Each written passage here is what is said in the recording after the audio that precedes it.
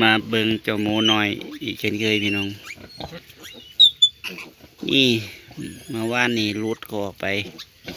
รอดไปน้ำปองนั่นมันนี่ผมตีกันแล้วเขารุดไปบ้านนี้มือนี่ออกบ่ได้สาเหตุที่เพิ่นห้องนี่คือเพิ่นอยากออกได้นี่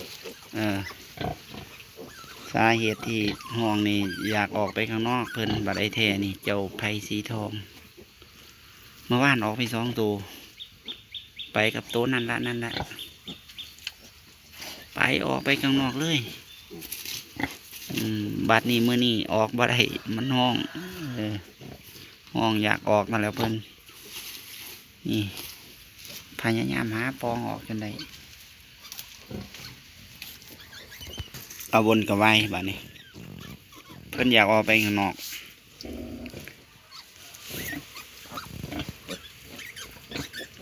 เดี๋ยวเขาบรู้ว่าข้างนอกมันมีอย่างสินะเมื่อวานเพิ่อแป๊บเดียวไปตัดใบตองกล้วยมาให้แม่หมูกินกลับมาเห็นออกไปอยู่ข้างนอกพุ่นนะพอแม่นไปอยู่ในคอกตรงผูเด้ออกไปพุ่นเลยเพิ่นก็ได้ไปดูดไปเคลียหญ้าอยู่บริเวณนอกคอกบ้านนี้ยามแล้วเพิ่นบ้านนี้มื้อนี้ออกบ่ได้เอาเบิ่งเพิ่นยามออกบ่ได้ห้องเอาเห็นเอาหมุนเอายามซะแล้วบาดนี้อย่าไปนะเอาไปสีทองเพิ่นยามเพิ่นที่เป็นจะออกให้ได้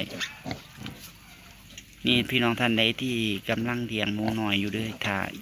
ถ้าเขาเคยออกเขาจะอยากออกตลอดเลยซึ่งอันตรายโดยเฉพาะหมานี่ร้ายอยู่แถวบ้านออกไปหวานดีๆทำนี่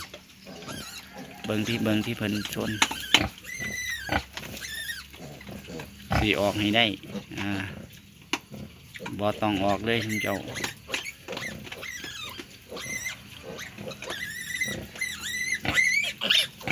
คนน่ะเอา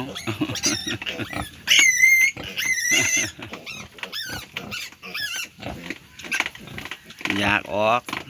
บ่มีหยังไปแล้วออกบ่ได้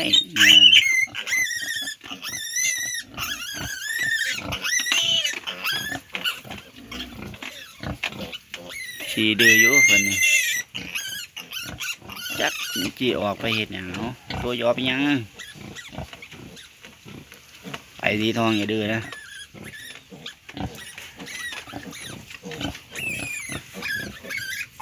เอาอย่าอยากออกอย่าดื้อนะเรานี่ตัวนี้มาว่านี่ออกไปน้องเขา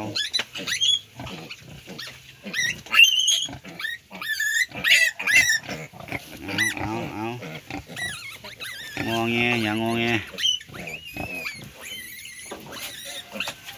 นั่น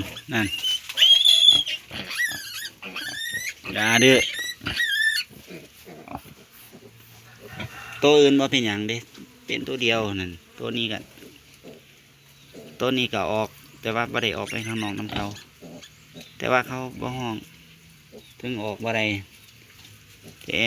เจ้าไผ่สีทองเนี่ยนี่ไผ่สีทองต่างซื้อให้เมื่อวานไผ่สีทองนี่เอาไปแล้วเดี๋ยวดูครับเป็นไงเอาเดี๋ยวอย่าลองนะ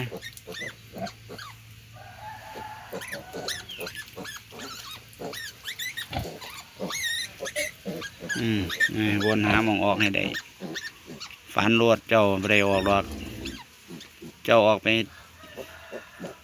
เดี๋ยวไปเจอมาหน่อยได้เจ้าเด้อย่าไปนะลูก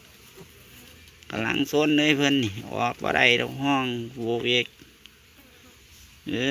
เขาอยู่กันนิ่งสงบเจ้าของอย่าไปข้างนอกนี่เป็นความน่ารักของเจ้าหมูน้อยพี่น้องไผ่สีทองแต่เจ้าเพชรดำนี่นิ่งนี่เพชรดำนี่แข็งแรงอยู่เพชรด นี่ตัวนี้เจ้าจิ๋วนี่ออกก้อนหมูแต่หน่อยก็มูเมื่อวานเพิ่นออกไปกับไผ่สีทองแต่ไผ่สีทองนี่บ่ยอมมื้อนี้อยากออกอีกบ่ได้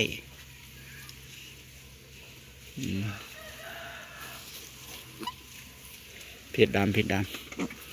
ดำโครงสร้างใหญ่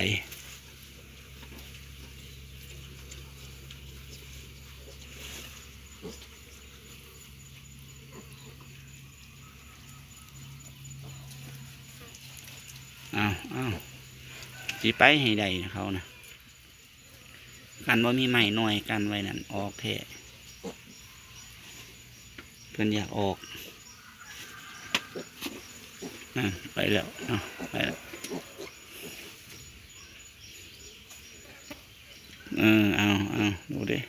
ดูโซนดิ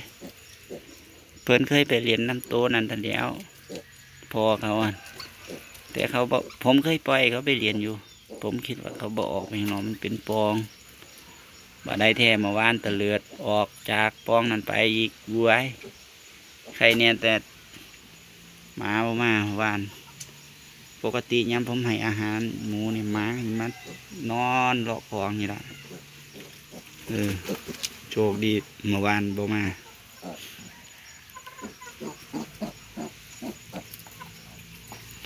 สำหรับคลิปนี้ผมเกษตรพาเพื่อนพี่น้องนะต้องขอลาไปจากไว้เพียงเท่านี้พบกันใหม่ในคลิปหน้าก็ฝากกดไลค์กดแชร์เดี๋ยวมือใดที่ลูกหมูเพิ่นมีอาการจังใดในอนาคตก็จะอัปเดตทุกวันให้พี่น้องได้เบิ่งได้ชมได้ศึกษาเรียนรู้ไปนำกันผมมือใหม่บ่ทันมีประสบการณ์ยังดอก